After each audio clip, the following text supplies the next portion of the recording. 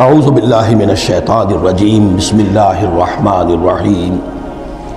اب جہاں سے جو شروع ہو رہا ہے چھٹے رکوع سے، یہ میں نے آپ کو بتایا تھا کہ یہ غزوہ تبوک کا مسئلہ ہے۔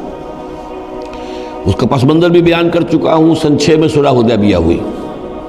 حضور صلی اللہ علیہ وسلم نے اس کے بعد آپ اپنے پیغامبر، ایلچی، اپنے خطوط، نامہ مبارک بھیجے۔ باقی جگہوں پر جو ہوا سو ہوا، لیکن ایک شخص نے کہ جو رئیس بصرہ تھا، شرحبیل بن عمرو غسان کا، اور یہ تھا رومن امپائر کے تابع، ان کا باج گزار تھا، اس نے حضور کا جو وہاں گیا تھا نامہ بر خط لے کر گئے تھے حضرت حارث ابن عمیر ازدی رضی اللہ تعالی عنہ، انہیں قتل کر دیا، شہید کر دیا۔ سفیر کا قتل جو ہے وہ گویا کہ اعلان جنگ ہوتا ہے، لہذا حضور نے ایک لشکر تیار کیا، 3000 مسلمانوں کو جمع کیا، حضرت زید ابن حارثہ کو ان کے اوپر امیر بنایا اور لشکر بھیجا موتا کی طرف۔ یہ جنگ موتا ہوئی ہے سن 8 میں، جمادی الاولیٰ سن 8 میں جنگ موتا ہوئی ہے۔ اس میں ہوا یہ کہ وہاں سے رومیوں کا لشکر آ گیا 1 لاکھ کا، اور مسئلہ یہ پیدا ہوا کہ اب ہمیں مقابلہ کرنا چاہیے یا نہیں۔ لیکن مسلمانوں نے کہا کہ ہم تو شہادت کے شائق ہیں، شہادت ہے مطلوب و مقصود مومن، نہ مال غنیمت نہ کشور کشائی۔ تو جنگ ہوئی، نتیجہ یہ ہوا کہ حضرت زید بن حارثہ بھی شہید ہوئے۔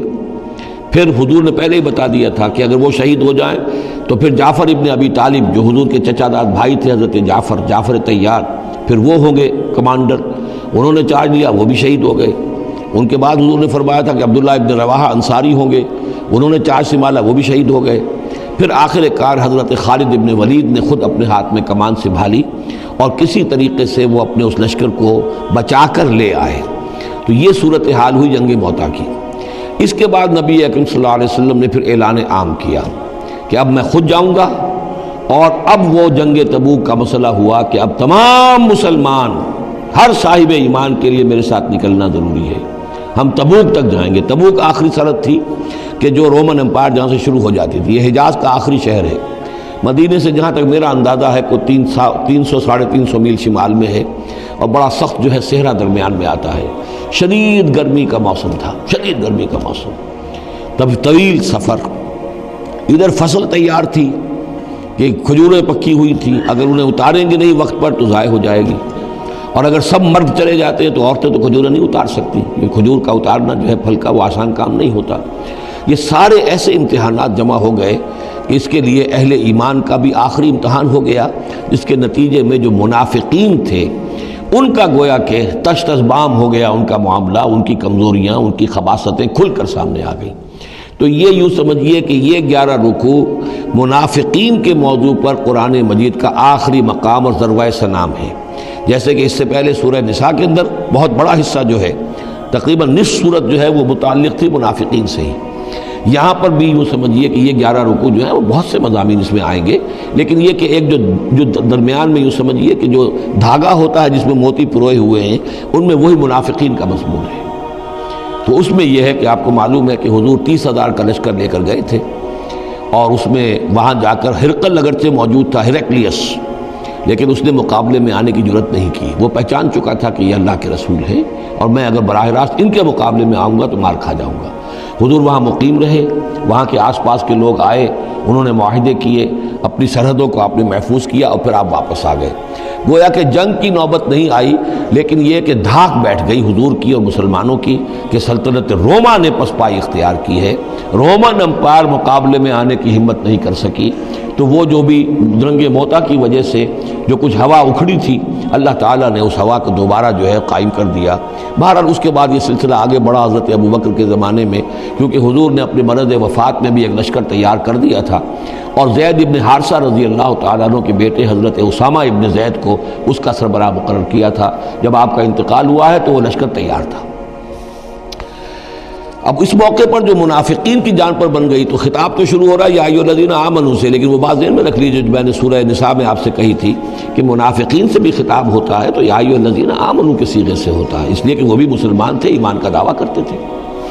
یا ایھا الذین آمنوا ما لکم اذا قیل لکم انفروا فی سبیل اللہ ثاقلتم الی الارض۔ اے ایمان کے دعوے دارو، تمہیں کیا ہو گیا ہے جب تم سے کہا جاتا ہے نکلو اللہ کی راہ میں تو تم گرے جاتے ہو، دھنسے جاتے ہو زمین کی طرف، یعنی کہ وہ پاؤں من کے بھر کے ہو گئے، اٹھا نہیں جا رہا، حوصلہ جو ہے جواب دے گیا۔ ارضیتم بالحیات الدنیا من الآخرہ، اب یہ وہی سرچنگ کویسچن، ذرا سوچو کیا تم نے آخرت کی بجائے دنیا کی زندگی کو قبول کر لیا ہے؟ دعوے دار تو ہو ایمان بالآخرت کے، لیکن اگر تم اللہ کی راہ میں جنگ کے لیے نکلنے کے لیے تیار نہیں ہو تو اس کا مطلب یہ کہ تم آخرت ہاتھ سے دے کر اور دنیا خرید رہے ہو۔ فما متاع الحیات الدنیا فی الآخرۃ الا قلیل، تو جان لو کہ دنیا کی پوری زندگی کا ساز و سامان آخرت کے مقابلے میں کچھ بھی نہیں ہے، نہ ہونے کے برابر ہے، بہت قلیل۔ الا تنفروا، اگر نہیں نکلو گے اللہ کی راہ میں، یعذبکم عذابا علیما، تمہیں عذاب دے گا، دردناک عذاب، وَيَسْتَبْدِلْ قَوْمًا غَيْرَكُمْ، اور تمہیں ہٹا کر کسی اور قوم کو لے آئے گا۔ اس نے اپنے دین کا جھنڈا اٹھوانا ہے، تم نہیں اٹھاتے، تمہیں دفع کرے گا، ریجیکٹ کرے گا، مردود کر دے گا اور کسی اور قوم کو لے آئے گا۔ وَلَا تَضُرُّوهُ شَيْئًا، اور تم اللہ کا کوئی نقصان نہیں کر سکو گے۔ وَاللَّهُ عَلَىٰ كُلِّ شَيْءٍ قَدِيرٌ، اللہ ہر چیز پر قادر ہے۔ إِلَّا تَنصُرُوهُ، اگر تم ان کی مدد نہیں کرو گے یعنی حضور کی، فقد نصرہ اللہ اذ اخرجہ الذین کفروا ثانی اثنین اذ ہما فی الغار، جبکہ کافروں نے انہیں اپنے گھر سے اور مکے سے نکلنے پر کر دیا تھا، جبکہ دو میں کے دوسرے تھے، دو ہی تھے، حضور تھے اور حضرت ابوبکر تھے رضی اللہ تعالی عنہ۔ اذ ہما فی الغار، جبکہ وہ دونوں غار میں تھے۔ اذ یقول، یہ غار ثور کا واقعہ ہے۔ اذ یقول لصاحبہ لا تحزن، جب حضرت ابوبکر نے رضی اللہ تعالیٰ عنہ یہ کہا کہ حضور یہ تو پہنچ گئے ہیں غار کے دہانے تک، اگر کسی نے ذرا بھی نیچے جھانک لیا تو ہم نظر آ جائیں گے، تو حضور نے فرمایا لا تحزن، فکر نہ کرو، ان اللہ معنا، اللہ ہمارے ساتھ ہے۔ فانزل اللہ سکینتہ علیہ، تو اللہ تعالیٰ نے تسکین اور سکون نازل کر دیا ان پر، وأیدہ بجنود لم تروہا، اور ان کی مدد فرمائی ان لشکروں سے جنہیں تم نہیں دیکھتے، وجعل کلمۃ الذین کفروا السفلی، اور جس کا نتیجہ یہ نکلا ہے کہ کافروں کا کلمہ جو ہے وہ نیچا پڑ چکا ہے، پورے جزیرہ نما عرب کے اندر اللہ کا دین جو ہے غالب آ چکا ہے۔ وجعل کلمۃ الذین کفروا السفلی، اللہ نے بنا دیا ہے کافروں کی بات کو سب سے نیچے، وکلمۃ اللہ ہی العلیٰ، اور اللہ کا کلمہ تو سب سے اونچا ہے ہی، واللہ عزیز الحکیم، اللہ تعالیٰ زبردست ہے، حکمت والا۔